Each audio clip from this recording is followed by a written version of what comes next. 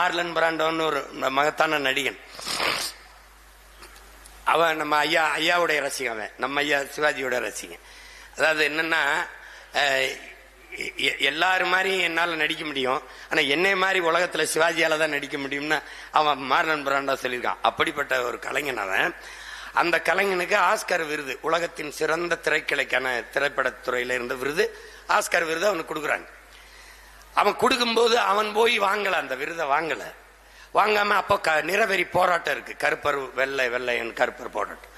அந்த கருப்பின பெண்ல ஒரு பெண்ணை தேர்வு செஞ்சு, அந்த பெண்ணை தேர்வு செஞ்சு அவன் என்ன செய்யறான், நீ போய் எனக்கு பதிலாக அந்த விருதை வாங்கு. வாங்கும்போது எல்லா ஊடகமும் உன்னை அப்படியே பார்க்கும், உன்னை பார்க்கும்.